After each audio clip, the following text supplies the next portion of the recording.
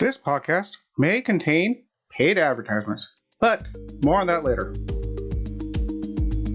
Welcome to the O'Connor Bootstrap Podcast, your go-to resource for unraveling the intricacies of business and leadership, honing in on the essence of bootstrapping a business from scratch. Whether you're a seasoned entrepreneur, a dedicated bootstrapper, or a leader navigating life's various challenges, this podcast is crafted just for you. I'm Isaiah O'Connor, your friendly neighborhood entrepreneur, and my mission is to guide you towards personal and professional growth. Let's embark on this journey together.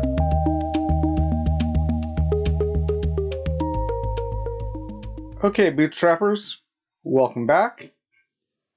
Today, I'm going to talk about more in using AI, primarily in content creation. Now, there's lots of different AIs out there. There's AI systems designed to improve, the traffic at an airport, etc. But this is pretty high end. This is programming. This is stuff that your average bootstrapper doesn't need to worry about. However, there are now some new AI tools which are extremely useful for content creation, for developing your business, and things that you can do to increase your business, which is great. However, there are some drawbacks, and there's some positive stuff to AI. So let's jump into this, okay? So, as I mentioned before, going forward, I've started to use AI to help with my content creation. Now, AI content creation has become somewhat controversial, and understandably so. About a week or so ago, I was sitting down, I was typing stuff up, and I left ChatGPT up, and my wife saw it and got immediately worried and was immediately upset. Like, Isaiah, why are you using AI? I thought you were going to write your own stuff. What are you doing? She thought that all I was going to do is sit up there, throw up AI-generated content, and call it good. Now, I sat down with her and I explained, no, I'm not using AI to create my content. I am using it to edit and clean up my content, to make it better to read, and using some of the tools that it provides. And then she was okay with it. Now, of course, she did have a good point. And let's go into one really glaring example of how lazy, poor use of AI can cause a big problem. Now, a few weeks ago, MSN decided to use AI, apparently, to write an article. Now, first problem was they did not clarify that they were using AI to write this article. They just created a quote-unquote author for their website that was pure AI and didn't mention that this was an AI author. And no one tended to notice until the NBA player Brandon Hunter suddenly passed away. Now, unfortunately for MSN, the headline that the AI generated was Brandon Hunter useless at 42. And the article underneath was also rather mangled and not making any coherent logical sense. Now, this is an obvious poor use of AI, and because of this article coming out, so many people were really, really upset and angry, and they called out this article on them, that they actually took down the article, but the internet's forever. You can still find it out there. Now, this is obviously a really, really poor use of AI. MSN tried to reduce time and money and just set it up and automate. I'm guessing they automated the whole process. I do not think they had a human being looking at it. They just said, write an article based on sports things, So had someone program some code and had to auto-generate this thing with no oversight, no checking, nothing, and just threw it out there. Obviously, this did not work out so well, and yeah, MSN had egg on their face. Now, this comes into a question of, were they correct in using AI? Is it okay to use AI to write, etc.? Well, let's look at it a little bit, because, I do not blame them for saving money and time. That's normal. As a business owner, saving money and saving time is an amazing thing. And as AI develops more and more, of course, more people will be using it to save time and money. Of course, it's a great tool. I don't blame them. And that's one of the key things. AI is a tool, and like any other tool, using the tool in the correct format for the correct purpose is amazing. Using it in a different reason, in a different format, not so much. For example, one of my favorite examples is a kitchen knife.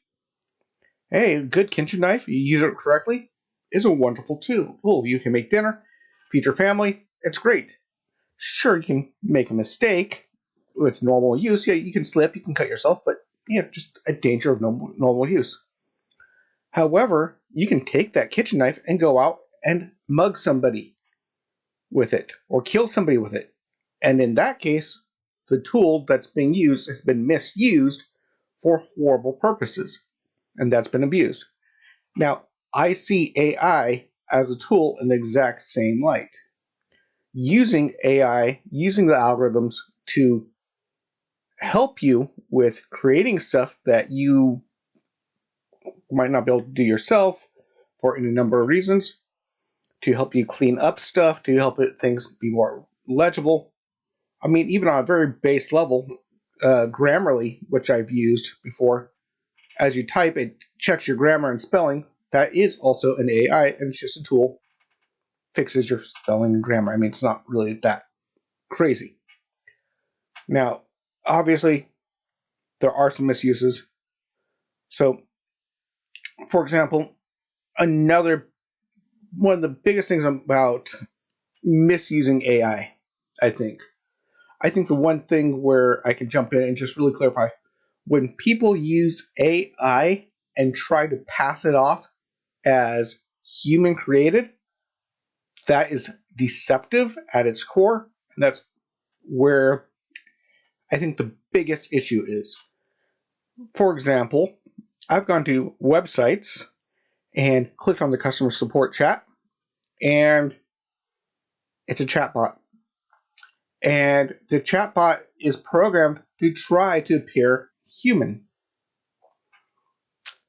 They don't say it's an AI. The responses were pre-programmed in order to sound as human as possible.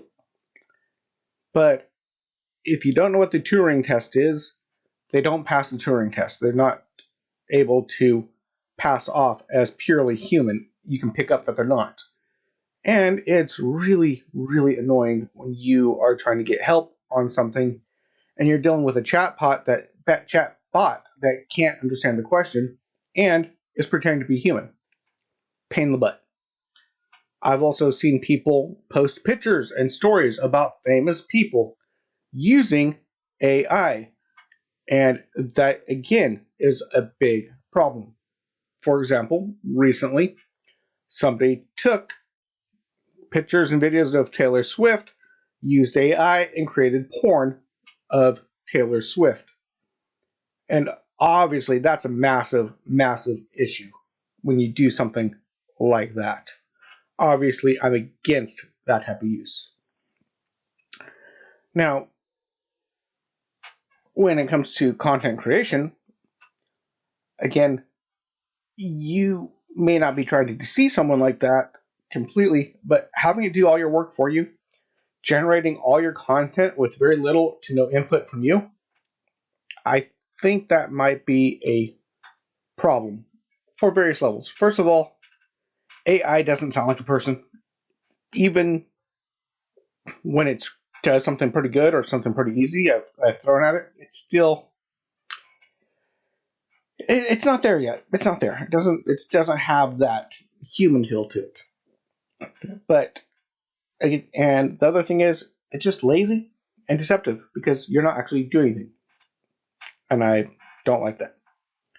So I do believe there is a proper use of AI, and that's the way I've been using it. Now I came in kicking and screaming. My business partner runs the Athos podcast, runs the website, also is a blogger with me. He said, come on, you can use AI to help you get going. It will help you create the content and help you get back up and running. And I played around with it a little bit, and okay, he won me over. There's a great use for it. So what is that? Now, before I continue on here, just a small caveat. I'm going to be talking about the AI stuff that I've used personally and have experience with.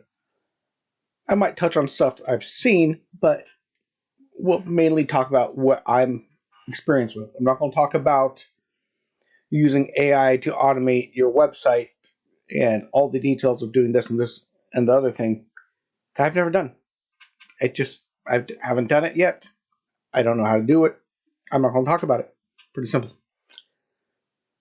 So, real quick, I'm going to go into the primary AI I've been using, which is ChatGPT. I'm going to talk about its main capabilities. I'll dig into there. But first, I think before I jump into that right now, I'm going to say, okay, this is a great time to take a pause, and we're going to pause right now and go to the mid-episode break now. Okay, so welcome to the mid-break of the O'Connor Bootstrap Podcast. Now, I've been talking about I'm going to be reading out any 5-star reviews that come up on my Apple Podcast. Now, I haven't had any new ones yet, and I haven't had any new people sign up with me over on Patreon.com.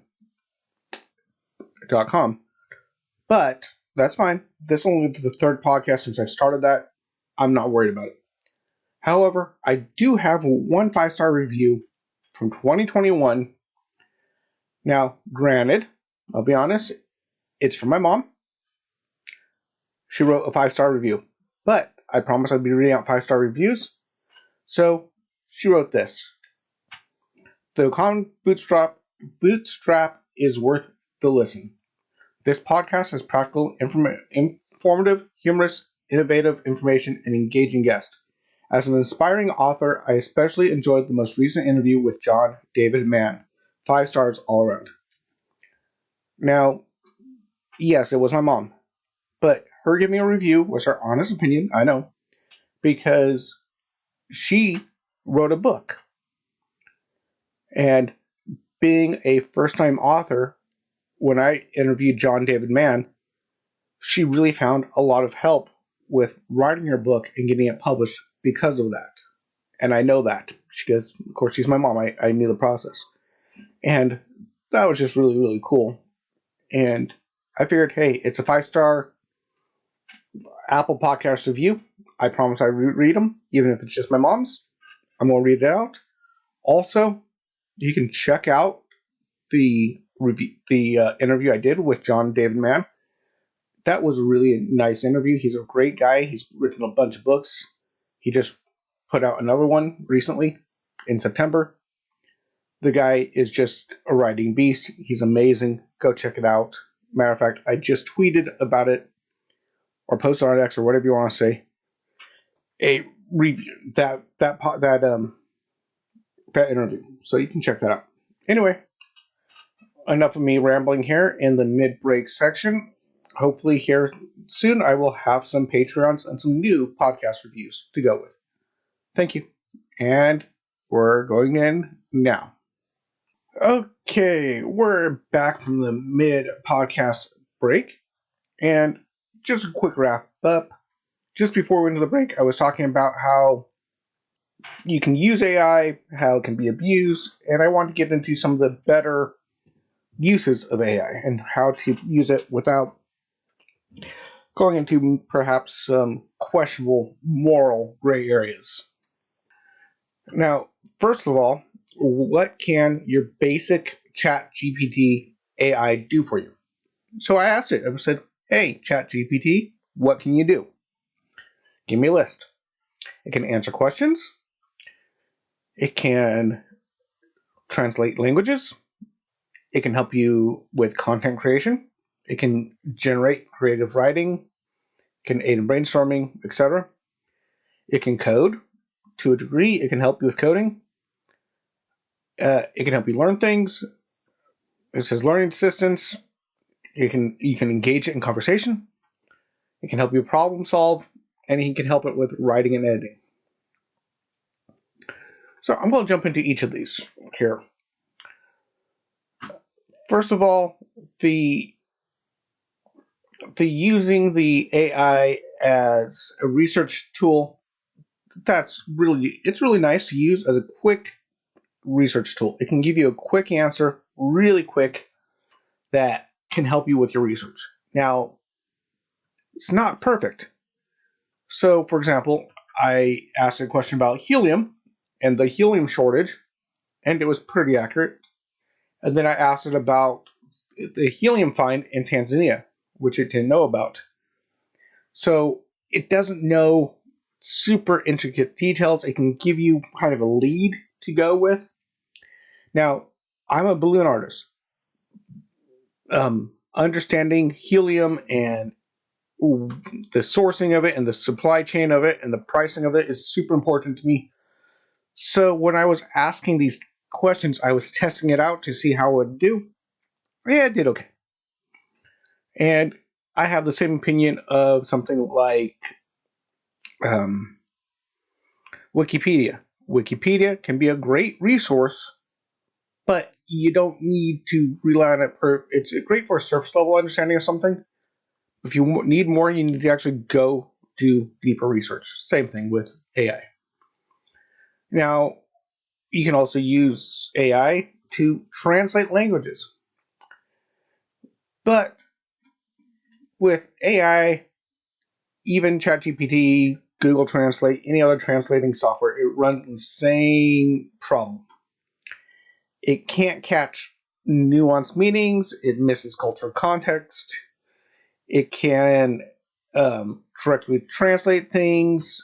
For example, one time I used Google Translate to translate my resume, and it said in it, I wrote, I was offered a manager position and I declined, but I had to decline the position because I was moving to Norway.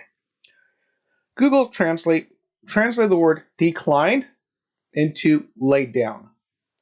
So in Norwegian, it translated to, in Norwegian, the direct translation was, I laid down the job because I was moved to Norway.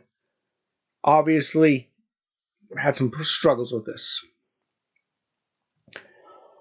Then, of course, jumping into content creation. Now, this is where I found it most valuable. Now, I don't use it to write my content.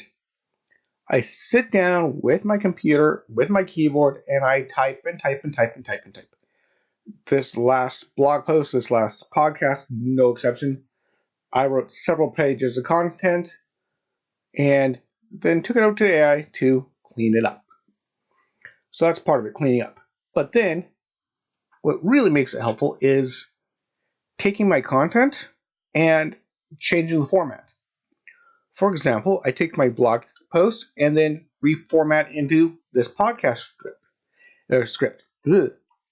Then I take the blog post and I ask the AI to shorten it and create a LinkedIn post with a link so that it's a stub I can post on LinkedIn to drive traffic to my blog post. Then I can take it and with my podcast, for example, I take the content and say, hey, condense this down to 240 character limit X post, tweet, so that I can send out a tweet and link it to my podcast and drive more more interaction and people listening to my podcast. I use that AI to quickly reformat and re-edit it, make it sound proper. And again, I still have to go double check that it doesn't sound stupid or sound weird, but it's a great way to generate content from an original source. So I like doing that. Then you have coding assistance. Now, I haven't done any coding for well over 20 years. I have some coding experience, mainly HTML, not much, but when you come to see your web page, which I will be talking about web pages. I have talked about websites before. I'll probably tackle that subject again. But oftentimes you might need a little code snippet. You need to create a little button or a little link or something small. It's very easy to use the AI to help you create a small text snippet that you can insert into a web page. Now, as far as the learning and conversation capabilities, learning is fine. I've typed in stuff that I wanted to research, gave me again good general information about a topic of interest, and that's great. I might try it a little bit to just try to learn how to code a little bit more or something like that. I'm going to give it a test. And that's good. That's good. But as far as talking with AI, I don't have the time to sit and chat with a machine. I don't see the point. Yeah, you can do it. No, nothing wrong with it. Just not something I'm into. Now, as far as practical problem solving, that is very useful. Now, I had a client reach out to me. He needed a quote on a job way off in another city. And so I went ahead and needed to figure out how much it was going to cost me to travel the near hour from my home to the job site. So I went to the AI. I typed in the fuel prices. I typed in my car's mileage, my fuel mileage. I typed in the distance. I typed in how much it cost me to pay an employee for that time. I typed in the tolls, and it gave me a total cost and an expected total, an estimate, and that really helped me with my quote. So that was very, very nice to do. And lastly, I don't know why I put these, separate, but when it comes to writing and editing, yes, editing the transcript of the blog, editing these things together is very useful. Matter of fact, it's really nice to have something that runs a automatic spelling and grammar check and fix. That's really useful. Now, another thing though with the AI when it comes to actual content creation is you can refine and change the voice of what you wrote. For example, I can write a blog and I can have it very formal, third person, this data, and leave it at that. Or I can have it as first person, and with the AI, I can say, rewrite this in first person, rewrite this in third person. Can you make this sound more like a story? Can you sound this more informal? Can you make this sound more formal? So you can change the tone really quickly and easily without having to sit there and try to concentrate and think through it all. That's very useful.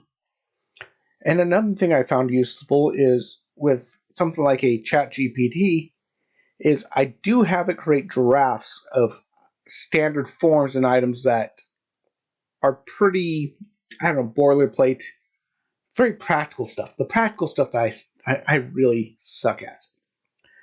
Like writing a cover letter for my CV when I'm doing a job application. I'm good at writing stuff that I know really well. I'm good at talking about AI. I'm good at talking about business. I'm good at telling my kids stories at bed. But I really am not good at writing a job application. It's hard for me. I mean, I can, but it takes me a long time. I have to think about it. I go through it over and over again. So I do that. But what I do is when I'm doing a job application, because unfortunately this podcast is not yet my full-time job. I would like it to be. So remember, if you're really getting some good stuff out, please go over, check out our Patreon page. You can help me out here. That'd be great. But if not, that's fine too. But so I'm looking for a job. So all I do is I take the job ad, put that in the chat GPT, say, here's the job ad. Here's my CV. Now, can you create a cover letter using the job ad and my CV as a baseline? And it generates a cover letter. And then I go through and then edit it over and over and over again and refine that cover letter so that I can use that to actually send it. Now, I have to be very careful with that because with ChatGPT, it tends to be very, what's the word I'm looking for? It uses very grand language on a job application. It sounds very lofty and smart, and that doesn't work in applying for a job, especially in Norway where they prefer you to sound really humble. So yeah, you can't just take AI and run with it. You have to look at it, you have to edit it, you have to clean it up, but you have to have that human piece there to make sure that that's there. And with that editing and cleaning up thing, I've come up with a couple of things I've noticed, which is it's better to go, if it's a long post, if you're writing multiple paragraphs, go paragraph by paragraph by paragraph check, because the AI can get a little carried away with itself and really change a lot more than you want it to. But if you do it paragraph by paragraph, it's a lot easier to keep it from getting a little bit out of hand, going haywire. And another thing I've noticed with working with it is that sometimes AI will keep writing a paragraph or a line really weird over and over and over again. And I'm like, why can't it figure this out? That's pretty. Oh, I didn't make any sense. I realized on more than one occasion that when the AI was struggling to process my thoughts into something, well, that was because my point I made wasn't good. It was repetitive. It was redundant. There was something about my point that was off. Like it sounded great in my head when I typed it, but obviously, if the AI can't understand it, you guys probably wouldn't be able to understand it. It sounds dumb, and the AI caught that without intending to catch that, if that makes any sense at all. Because the AI kept throwing errors, I went back, either deleted or changed the paragraph, and then it got fixed. Realized, oh, my bad, my input was bad. There's an old computer term that we used to say when I was growing up called GIGO. Garbage in, garbage out.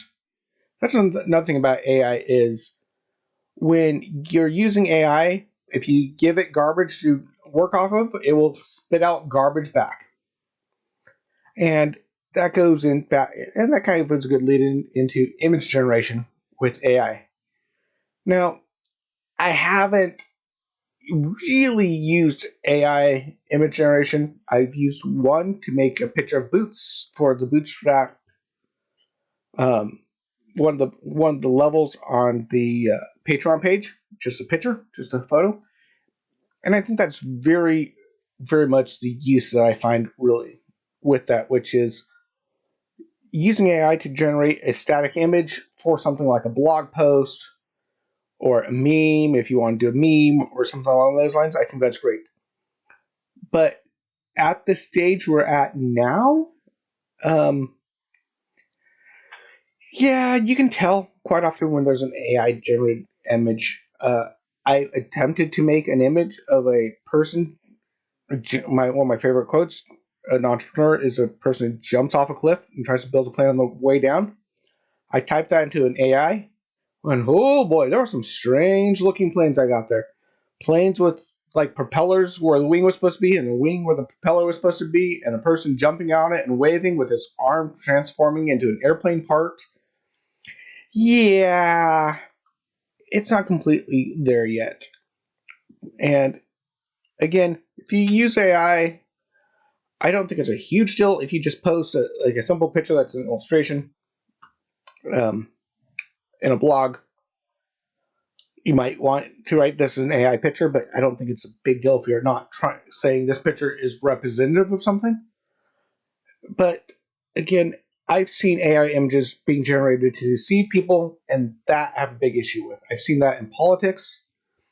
I've seen that in ads, where people are using AI pictures to make things that aren't real, and they're doing it in a way to deceive people. And again, I'm kind of big on the, don't deceive people thing. Now, in conclusion, the integration of AI in content creation is a delicate balance. Again, instances of misuse, exemplified by MSN's horrific headline, emphasize the importance of using ethical considerations. AI, just like any other tool, you have to be careful with it. You have to use it within its capabilities in the right way. So you can do so much with it, but again, use it to complement your creativity, not as a replacement. And as we navigate the evolving landscape of AI, you have to follow with ethical usage so that the AI doesn't overshadow the human ingenuity behind it. Anyway, I'm Isaiah O'Connor. I've been your friendly neighborhood entrepreneur. And next time, I'm going to be talking about how I became an entrepreneur, how I started a blog, how I started a podcast, my kind of origin story. Okay, talk to you all later. Bye-bye. If today's episode added value to your day, we'd love to hear your thoughts. Drop a comment and consider giving us a stellar 5-star rating on your favorite podcast platform. Whether it's Apple Podcast, Spotify, Google Podcast, or more. And remember, if you leave a 5-star review on Apple Podcast, I will personally read it out in the next episode. To support the show, you can make a one-time gift by buying us a coffee at buymeacoffee.com/bootstrap, donate through PayPal at paypal.me/IOCPOD, or make a contribution on our Patreon page at patreon.com/IOCPOD. Your support keeps the episodes coming. For even more content and exclusive perks, join our Patreon community at patreon.com/IOCPod. Patrons enjoy ad-free episodes, access to our private Discord server, early content previews, and a lot more. And here's an exciting offer. Get your free trial of our $5 a month Bootstrapper Community Explorer tier. This exclusive tier grants you ad-free content, Discord server access, and early content previews. Join us and be part of the inner circle. If you're feeling more generous, those who join tiers $25 a month and up will have a chance to be a featured guest on this podcast. A massive thank you to Wintergotten for generously providing the incredible intro and outro music at no cost. We appreciate their support. Be sure to check out Wintergotten's amazing work on YouTube at youtube.com/@Wintergotten. Until next time, I'm your friendly neighborhood entrepreneur, Isaiah O'Connor, signing off. This is the O'Connor Bootstrap Podcast, brought to you by Athos Business Solutions. For our companion podcast, the Athos Business Podcast, hosted by Jason St. Clair, along with past episodes and related blogs, visit our website at athos.com. That's ATHEOZ.com or theoz.com. Goodbye for now.